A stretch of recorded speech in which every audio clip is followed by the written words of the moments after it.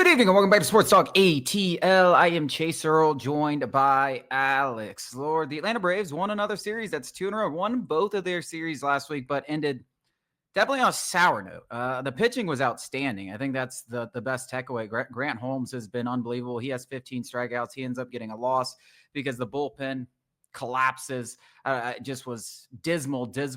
But Spencer Strider, best performance we have seen from him, touching 97 several times, over a full mile per hour up on his fastball. And we were wondering, with that internal brace surgery, how long is it going to take? Like, is it going to take months? Is it going to take years? Is it going to take weeks? And it seems like we finally saw the first glimpse of that. So ignore the 10-1 loss. Let's say, hey, you won 2 out of 3, and Spencer Strider kind of looked a little bit more like Spencer Strider, and that's what I'm trying to take away from it so far. Yeah, I mean, the rotation is obviously the strength. And, Spencer Strider getting all the way back to Spencer Strider, if we can just make it, if we can just get into October, Strider Schwelly Sale is good enough to carry you. And I know, the bats are going to have to do their part to a certain extent, but, let's just hope and pray we get there and then they just get hot at the right time. But that rotation, those 3 guys right there, is good enough to actually, shock the world. And I know we're doing a lot of, if this and that, but he pitched over 90. He didn't just touch 97. He's touching 98. He threw over a dozen times over 97 miles an hour. He was sitting, you said it, over a mile per hour faster per average on his fastball. That was so, and more than that. Because I still think that he could touch 100 if he wanted to, except he'd have absolutely no idea where it's going. He had that ball on a string, especially the off-speed stuff, because that is where where you're pairing the fastball with that off-speed stuff. He got a ton of swing and misses, most whiffs on that fastball since returning from surgery. Every single thing you read about, it's all good news, and we obviously have to see it again. Especially against the Mets, is what his next start is lined up to. But talk about one of the most encouraging developments of the entire season is seeing him back. I mean, it wasn't the same seeing Spencer Strider the first 5-6 starts or whatever it was this season. Even the starts going back to AAA, it was just this is not the same guy. And you just wondered how it was just going to be a switch that flipped. And it feels like it was that flip that switched against the Rockies. And, he's had a lot of success. We talked about Grant Holmes and his 15 strikeouts. Guess who has the record in a 9-inning game? It's Spencer Strider and that 16 strikeout performance. So, hey, just play the Colorado Rockies and Spencer Strider might go out there and win a Cy Young Award. But you're absolutely right. I mean, the way that Spencer Swellenbach is throwing that ball and the way that Chris Sale is throwing that ball, and if you get Spencer Strider every 5 days throwing the ball like that, and then you add in Grant Holmes, I mean, those are four of the guys that are going to give you a quality start every time. And it's just these other guys have got to start hitting, which we keep saying, and we don't know if it's ever going to happen. That's obviously the biggest piece of the puzzle that seems to be missing. And that's where I want to get into some of these guys, and in particular, Ozzie Albies, because the eye test, I think, is the thing that's most discouraging. I don't like to look too much into stats, even over 70, 80 game sample sizes or stuff like that. And you'd go back even later. He was injured last season, but he looks, to me, and I don't know he looks weak up Older. there. It looks, the swing looks weak. And he had, I think, 4 homers in the first 20 games. He has 2 in his last 70. It just looks, I mean, whether you want to say older, whether you want to say weaker or whatever it is, he doesn't seem like the same guy. And I do think at $7 million next season, it's a pretty easy decision to bring him back because you have so many other things and you just hope another off season, if he doesn't turn it around, will turn it around. But you look at a guy like Nacho Alvarez, and then you just look at, hey, if we can't strengthen the shortstop position in the future, do you want to try to go and upgrade second base, which is easier to do? I definitely think the future of Ozzie Albies with the Atlanta Braves, not necessarily picking up that option, but upgrading somewhere in the near future, is as cloudy as it's been, because I have to admit, I've given him enough time. We're now about halfway through the season, and it just looks like it's not getting any better. In fact, sometimes it looks worse. Yeah, eye test and the advanced analytics, whatever's your, flavor of ice cream, it's all bad. It's all bad. It doesn't matter where you look, and he's one of those guys that you try. Matt Olson has absolutely no margin for error He does not get the benefit of the doubt at all with Braves fans because he replaced Freddie Freeman. Ozzie Albies is like the complete opposite.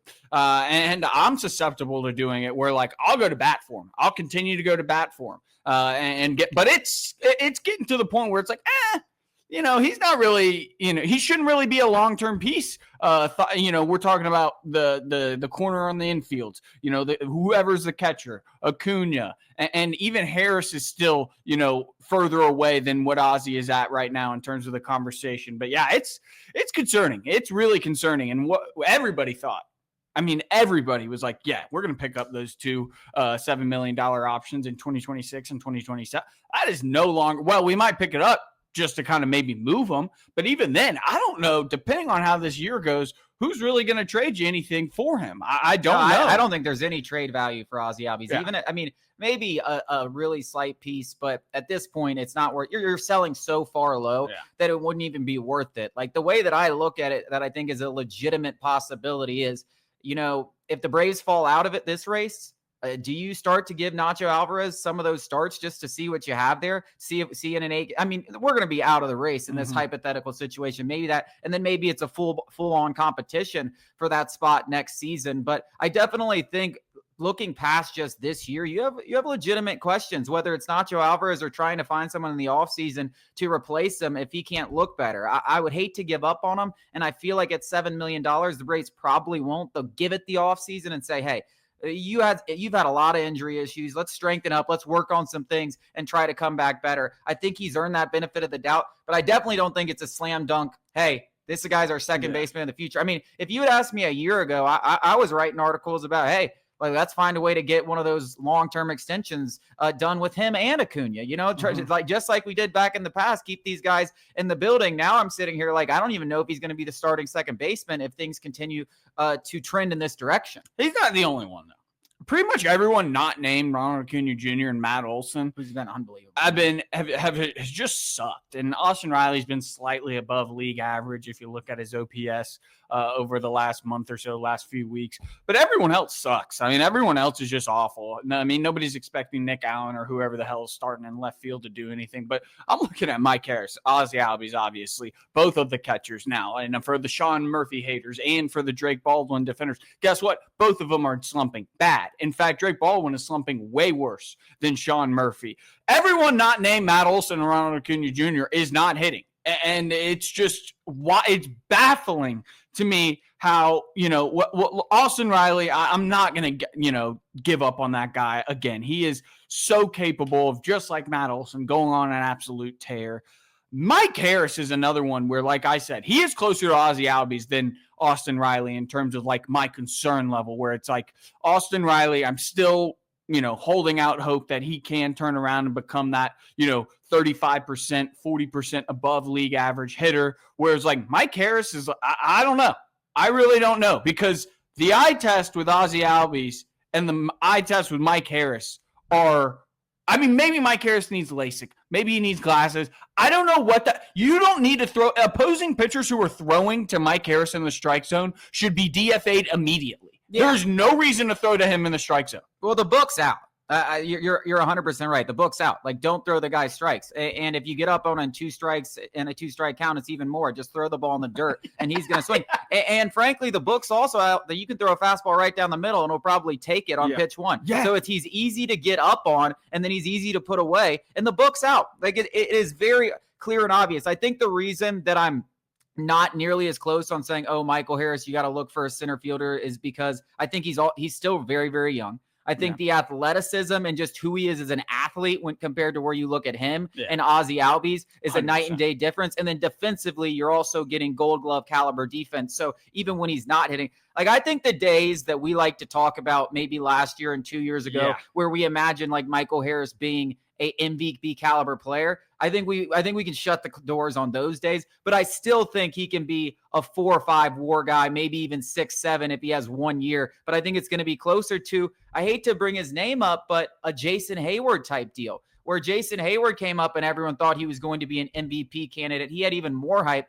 than Michael Harris coming up. And then by year 9 or 10, he was still helping teams win World Series, but he was doing it by stealing bags, playing elite defense, Gold Glove caliber defense, and he just never was this high. I think we are inching closer to where he's not Jeff Francoeur, like people like to say, but Jason Hayward, where you're more of a defense guy with a little bit of pop and a little bit of speed, seems kind of where his career is trajecting right now. I don't know. I hope not, because I love that guy. He's another one of those guys where it's like easy to root for, and I will defend him against my dying. Like Austin Riley, I'm getting really sick of it because you're the highest paid player in this franchise's history. And maybe the drag on the baseballs, all the baseballs are going a little shorter, has something to do with it. I'm not sure, because it does feel like this season I've watched more warning track flyouts, not just for Austin Riley, Olsen, Ozuna. I've even seen a couple with Ronald, Ozzie, honestly. I don't know what it is, but I mean, it just doesn't look good for Austin Riley either, in terms of like when I watch him at the plate, he's in these positions where he's got guys on base in critical moments, and it's like I have no hope for him. And he's the highest paid player in this franchise's history. And that's just absolutely pathetic that he's just been average, league average for the past month or so. Yeah, well, he's been a good player, not great player ever since he signed that extension, just in general. I mean, he went from a guy that was sniffing 900 OPS, getting better defensively, to he's an average defensive player, to he's around an 800 OPS. Like he's 100 points lower since he signed that extension. And I have more faith in Austin Riley and Mike Harris than Ozzie Albies long-term, but right now, unfortunately, the long-term doesn't really matter when you got a 2-week stretch coming up that could just decide the Braves' playoff hopes in June. We'll talk about it after the break.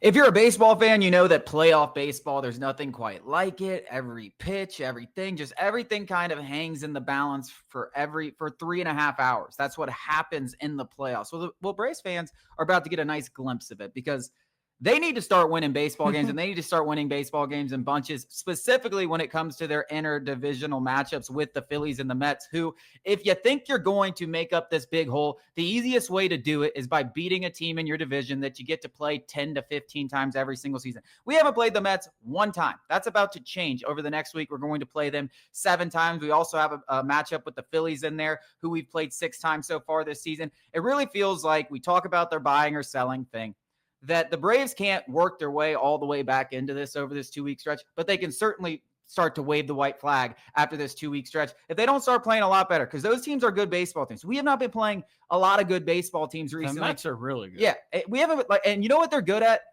Situationally, clutch, I don't winning one-run games. I would say it to you off air, but all the loser things, like, we never had to do that. You know why? Because we slugged 500 as a team. It didn't matter, and now we're not. So it's like, hey, we actually have to do all those little things right, and we can't. We can't. What I'm most interested, though, talking specifically about this matchup, is the Braves realize the situation they're in. They moved Spencer Strider up. They put Chris Sale in there, and they put Spencer Swellenbach. They said, hey, we're going to give you the best that we got. We're at home. Let's try to really start something this month. So they sent a very clear message. And the one thing that we talked about the Mets coming into this season that has been the total opposite. We were like, I don't know if they have the pitching to get this done. Well, they've got guys like McGill and David Peterson and Griffin Canning, guys that aren't good pitchers, that are out there outplaying, like, whatever they've been in the past. They are just putting it all together and having this magical season where no matter who steps on the mound for them, has just been unbelievable. Yeah. So I'm interested to see, these are guys that the Braves, when they were slugging a lot, have had a lot of success against. Can they go out there and slug and give these guys a couple of runs? Because we don't need a ton with those 3 guys on the mound. Give them a couple of runs and at least win this series, if not sweep. Because when you got those 3 guys on there, what did you just say? Those 3 guys are as good as anyone. This is our playoff lineup. Like, we enter a wild card series, and ideally, and it didn't happen last year, but ideally it would be Sale, and it depends on what form Strider is in. Strider game 2, and then Schwelly in a game 3, potential winner take all, go on to the divisional round. And I think I was thinking about this when it came out that Grant Holmes got bumped and Sale got bumped back. That this isn't necessarily, it's not chasing wins, like really chasing, but like literally within the past month, you've got, I don't want to like insult the man because he's a legend in baseball. Brian Snitker saying less than a month ago, we just don't really want to chase wins, and it's not even July, and we're mixing and matching the rotation because we know how. And it's not like he's wrong to do this, but guess what? He maybe should have been doing things to win a game here, a game there, a month ago. Because if we look up in August and September and we're like, damn, if we only had 1 or 2 or 3 or 4 more wins back in, the end of May or the beginning of June, we could have captured a postseason berth. We're all going to be very, very upset. And while it's still a little, it's too early to, start counting our chickens that's what's going to happen. Who knows? We could miss it by 8 games. Right now, 7.5 games out of that final wild card spot, where it's like, we're like over minus 400 to not make the playoffs. Like that's around an 80% chance we are not going to make the playoffs. I'd say we're going to be sitting out at home October watching football and not playoff baseball. So Michael Penix, baby. But why? And I'm not trying to diminish games now versus games then, and you don't want to be chasing, especially with some of the arms that we've got. You don't want to be pushing those guys. But there's been multiple instances where we punted or waved the white flag in some of these games, where it's like you're throwing out some bum like Rafael Montero, and you're only down 1 run or something, and you're just punting on a game like that. Like that's the kind of stuff where it's like, now we're doing it. Like just a month ago, you were saying, I don't want to chase games. We don't want to chase games. I think the only difference and the things that you can look to most when we're talking about these are the punt lineups that you'll see maybe every Sunday or, every doubleheader, or you have a big trip coming up. They'll throw these punt lineups. And then there's also instances where they do throw Montero and they don't go to their top guys. My biggest pushback to anything like that, the top guys have sucked. That's fair. So there's no guarantee. And guess what? Every time I've watched a punt lineup, they go out and score 9 runs. That's true. And so it's like, I don't even know how much of a difference that makes. The one thing that I will say, and every single guy that's in the clubhouse, you used to hear Chipper talk about it all the time, because the Braves have had a ton of these comebacks in the division, and they've been on the wrong side of some of them as well. But anytime that you have as many games left against the team leading in your division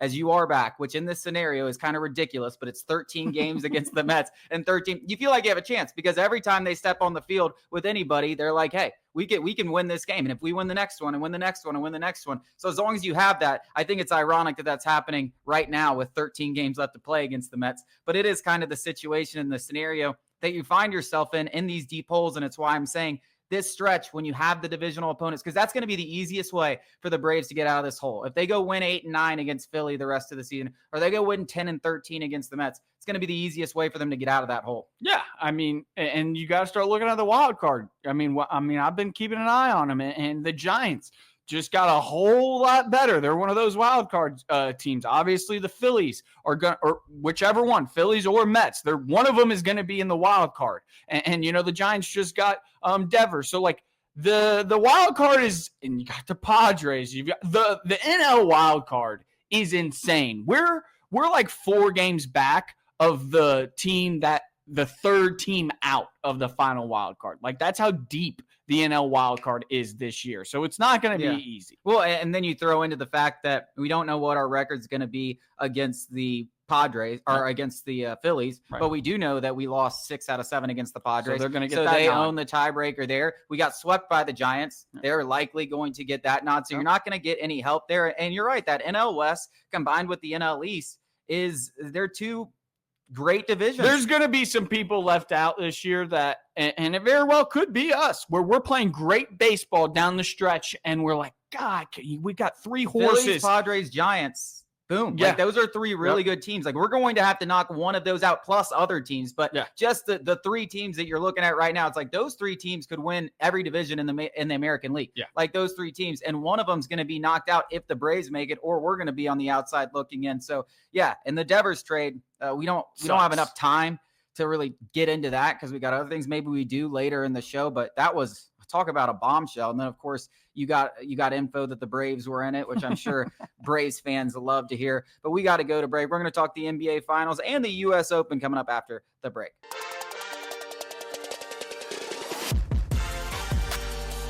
The Oklahoma City Thunder are now just one win away from the NBA title, which is about the position I think 98% of America thought coming into this series. But let's go back a couple of games because the Pacers had them right there on the brinks. I mean, I can't even imagine what that feeling feels like when you lose that lead in the fourth quarter, especially when you've been the cardiac kids delivering that pain to team after team after team. But it felt like they were on the precipice of one of the greatest NBA finals run. And then SGA in particular and Jalen Williams just kind of took over the series. Jalen Williams last night, SGA in game 4 of the fourth quarter, that was outstanding because it seemed like it was punch on the road. And SGA, for all the questions about where he ranks in these superstars, I think he earned his keep along with the season that he's had with that game alone. Yeah, that stripe really helped him. I was talking to a couple of buddies who had some serious coin on Pacers +6. You want to talk about heartbreak. And just, you're leading. You're like, oh, we might win this game outright. And then you don't even cover down the stretch because of, SGA was clutch in a lot of areas. And, it is what it is. He is good at drawing fouls. I hate watching it. I'm sure a lot of America hates watching it, especially some older NBA fans. But that's just how the game is reffed nowadays. And honestly, if you haven't quite adjusted to it playing wise, you're never going to.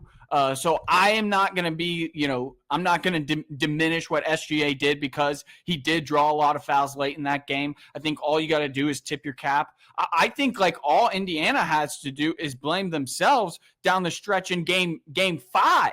I mean, your best player disappeared. Halliburton disappeared. Well, he's disappeared a lot this series. And he really has. I mean, Pascal Siakam feels like he's doing it.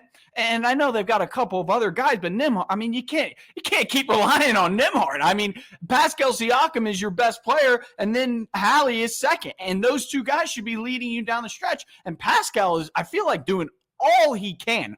I don't put any of this on Pascal Siakam. I mean, it's got to be Hallie, and Hallie will go up, and he's starting to kind of be like at least in some instances, like I'll relate it to the Hawks. Like Trae Young might have a bad game in a big moment like this, but guess what? He's going to be 3 for 15. Like at least that boy's shooting. Hallie is just like, ooh, I'm going to go stand in the corner. I'm going to run. Like he's not a good defender, and so I'm just getting almost – I loved him at first. I really did. I was into the Pacers run. I kind of wanted them to win this series. And now it's like I'm kind of like I don't really like Hallie because he goes up there and he's, underrated. Who's the most overrated? And then you do that.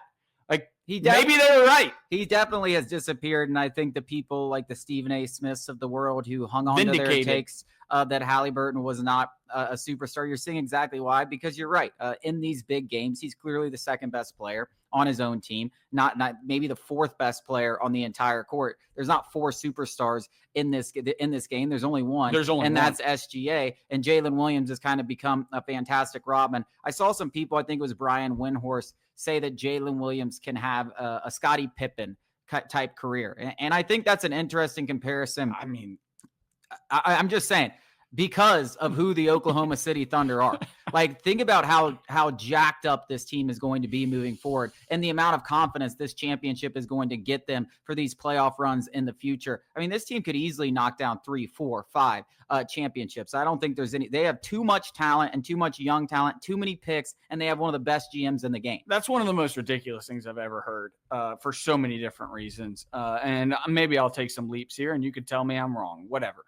That implies SGA is you-know-who. Secondly, Scottie Pippen was on the most, it was, slave labor deal with the Chicago Bulls, which enabled them to pay other guys. That's not going to happen. They haven't paid Jalen Williams yet. They're going to have to pay him probably a max contract. I mean, you go out there and score 40 in a game 5 and kind of not put the series on ice, but I mean, it's... Oh, he's getting a max contract. Yeah, he's going to get a max contract. Still haven't paid Chet. Now, in kind of, contradicting myself, they've still got all these draft picks. So if they can continue to draft well, they'll be able to let some guys go and, without, having to pay everybody. That's, how these dynasties are really built. But I mean, are we joking? That's crazy. That's absolutely, it's never been harder to win an NBA championship than it is today in today's NBA.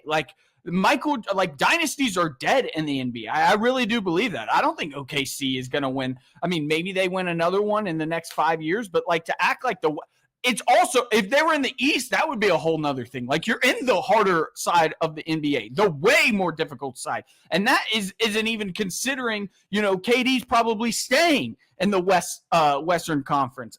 That's crazy. Crazy. Honestly, and for somebody like Brian Windhorst, who is so knowledgeable about the game and usually isn't this, ridiculously hot take guy, to just really pick out the best Robin this league has ever seen. And then, I bet some people said that about Jaylen Brown, and now look where they're at.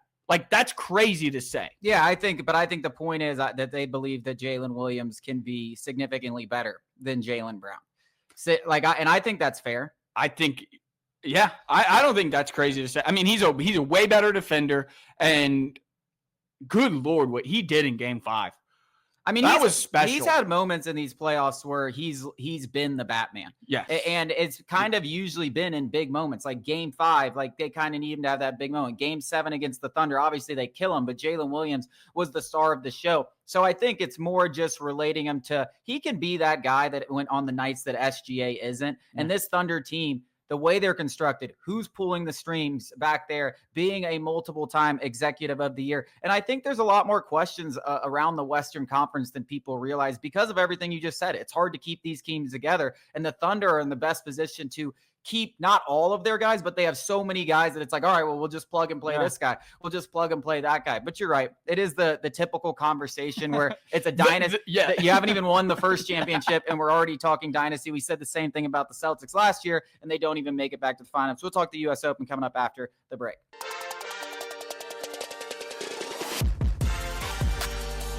It was announced that Jurgson Profar will begin his rehab assignment today. So he is back on the baseball field and in just a matter of weeks, which it kind of lines up well, right, Alex? We talked about how important these 2 weeks could be and how we finally have to start building momentum. We talked about Acuna and Strider starting to look like themselves. Now you have this important stretch. Could you get back into the mix? And then boom, Jurgson Profar is here. And then boom, we can start making trades at the trade deadline. It could all trickle in the right direction, but this 2-week stretch without him is going to be so pivotal. Snowballs. We need snowballs. More downhill snowball. Just get bigger and bigger and bigger momentum. And, obviously we know when a team like the Atlanta Braves gets hot, particularly the bats, there's not a team in baseball, no rotation that can really, stop us. And that's what we're looking for. You've got your 3 horses on the bump for, this 3-game set in Atlanta against the Mets. Jurgson Profar. I know a lot of Braves fans. We talked about it so many different times in so many different ways.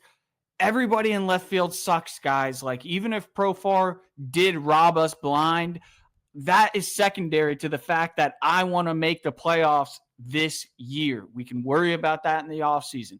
The simple fact is his career averages, even excluding his 2024 season, is like a 30% upgrade over what the Braves have had in left field this season. So it should be a dramatic change. And he has that style at the plate that the Braves don't have.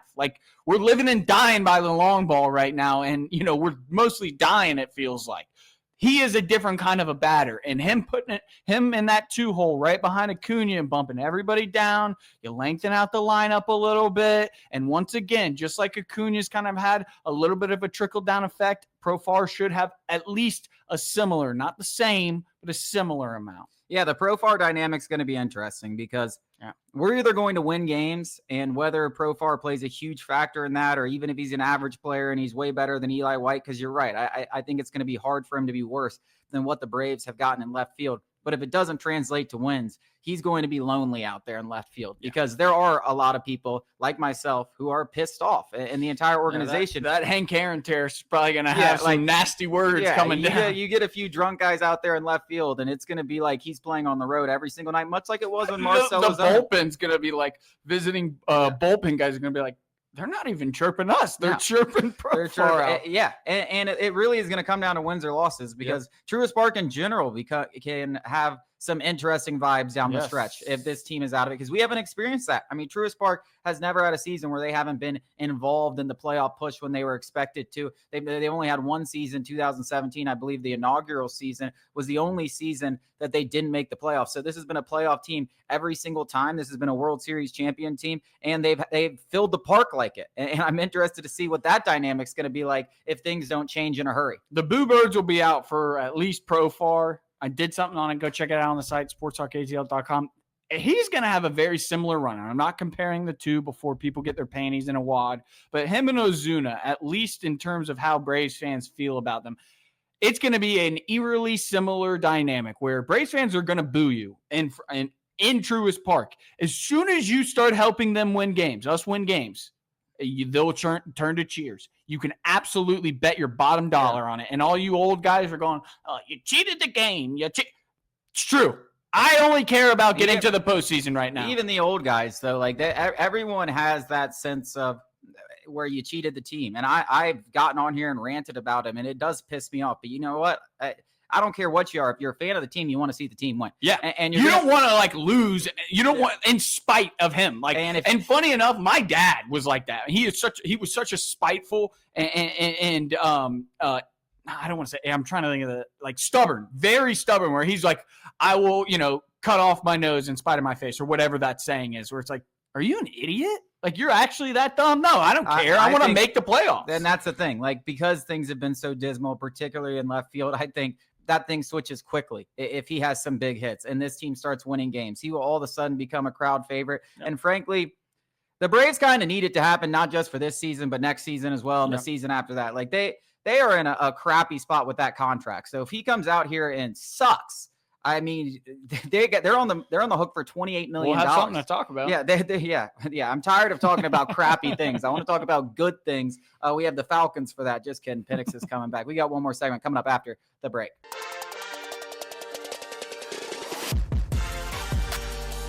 U.S. Open with a very memorable finish on Sunday. J.J. Spaun, who had 5 birdies in his first 6 holes, looked like he was going to fall out. Bogeys. 5 bogeys. And no one was having 5 birdies in there in any 6 holes. But he finished it off birdie, 64 putt, that drive on 17. It was exactly what everyone was waiting for. But I do have a question. How did you feel about the U.S. Open? Because it wasn't the big guys sitting there at the end. You did have Scotty kind of lurking, and John Rahm posted a good number that for a while was like, could +4 get back in the mix with the way that this was carnage. But you didn't have the stars that you're used to having for the U.S. Open. But you did have the carnage, especially on the weekend. How'd you feel about the tournament in general? Like everything in my life is I try. It's somewhere in the middle. Moderation is king.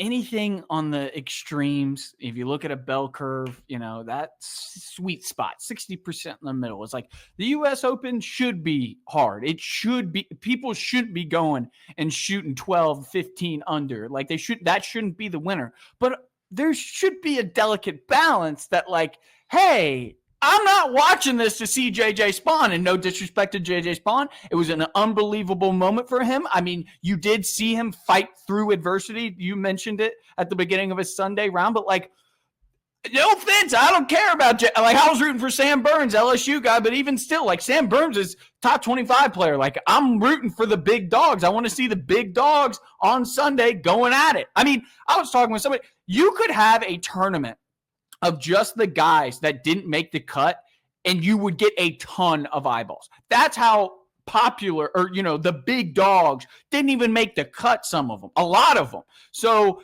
I do appreciate the teeth of it and the whole challenge, and I do enjoy watching Rory throw his club, because screw that guy. I hate him now. I absolutely hate him now. I was happy for him at the Masters. Now I'm back to hating him, but come on. This is too much. It was too much. And that thing with Sam Burns where he was hitting out of a pond. It was a pond. It was a small pond. That was a ridiculous That's ruling. Crazy. There's no doubt about that. And frankly, they might have won it. It probably should have been better if they just finished the next day. I know they don't like to do that kind of stuff, and everyone wanted it. I mean, them doing that. I was sitting there wanting it to finish because I don't want to watch on Monday morning, and that kills ratings. But I thought it was perfect. I wish. The only thing that could have made it better, there are things that could have made it better. Obviously, having a big name more in there on Sunday. if Scotty had made a run there on Sunday, like it seemed like he was so close to doing over the weekend, but he just would miss a 2-footer or miss a 5-footer. He just missed so many short putts. If he made those short putts the entire tournament, and like he usually does, like that's not like, oh, if he had just that is part of his game. We're talking about 5-footers. Like he missed one from 2 feet. He would have won by several strokes. Yeah, so I mean, he would have at least been in the conversation, like thickly in the conversation, even though he probably would have started a few groups ahead of that final group. But I was watching on Sunday, though. It just did something for me. Just the absolute amount of carnage. Like there was a stretch there for about 10 holes where they would flash to someone and he's just in the absolute crap. Like he is in hell. He is trying to win a golf tournament, and bogeys were like fine scores. Yep. Like, I mean, the Burns started 4 under, shot 9 over. Like Adam Scott wasn't far behind him. You had guys that got into position with some good rounds and Hatton, but then on 17, which is theoretically the easiest hole, it's a short par 4. You saw what Spawn was able to do. Hatton finds bogey because he literally was 30 yards out, but couldn't get into the green, and 2 tries. Like it was spectacular, the nonsense that a guy who bogeyed 5 of the first 6 holes was able to just do what you need to do in the U.S. Open, which is like, hey, let's grind a par. Let's grind a par. Let's grind a par. And he did it the best. And I think that's what U.S. Opens are all about. Yeah, I mean, I think you just have to temper expectations for what you're watching in terms of the major. Like, I am relatively new to being a very big golf fan. I liked, like master moments where it's like just, or even a Bryson PGA moment where it's just a ridiculous shot to score, like scoring shots where it's like, that is just stuff that I could never even dream of. Like where it's like, oh, that's just moments of, whether, Bubba shots on Masters, Phil insane shots at Augusta, those kind of stuff. And I understand different championships or different majors have different vibes. They're all different and they're special and unique in their own way. That's what I love about majors is somebody pulling something out of their butt that none of us could even dream of doing. And it ends up culminating in a major. That's what I love. Well, and that's just not the U.S. Open. I just thought you got that. Like, I think that's what was so amazing about it. Like, you got that. Other than Spawn's the big final putt. 2 holes. Like, that's the drive on 17 where he hits the green from 300 yards to hit it about 20 feet, 2-putt birdie, and then he makes a 64-footer. Like, I'm not doing it. It was the longest putt of the week, and it was the best drive of the week at that specific hole. You just didn't get it from Bryson like you did at the U.S. Open. Like, it was fun watching Bryson and Rory at the U.S. Open last year. But sometimes you're not going to get that. And especially at a course like this, you can expect a little more because they're going to be bigger scores. And it opens the playing field to everybody because if you can just go out there and make pars and not lose your cool, you're going to have an opportunity. I thought what happened on Sunday, the carnage was electric TV. I loved it, even though it didn't have my big guys in it. But I thought overall a week in there for the USGA.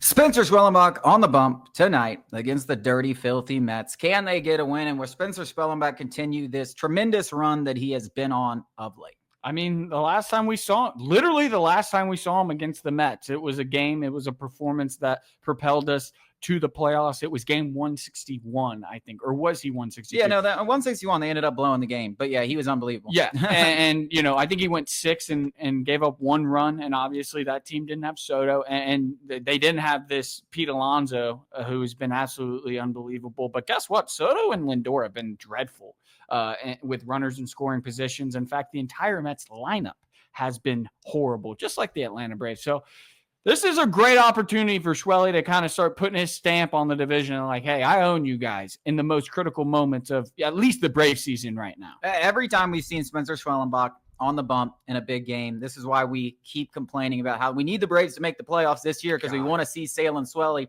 in the playoffs because every time those two guys are up in a big game, we're looking at the Phillies, we're looking at the Mets, we're trying to make the playoffs.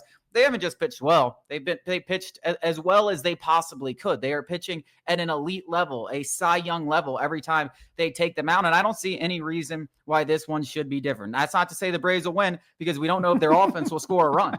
But as far as what I'm confident in, I'm confident him going up against a good offense in a big game and pitching like he can, which is shutout baseball over 6 or 7 innings, maybe 1 run, and racking up strikeouts because he's become a power pitcher. He's a different version. This is a better version than they saw last year. So I'm expecting big things from Spencer Swellenbach tonight. That wraps up our show. Thank you guys so much for joining us. We'll be back with you tomorrow.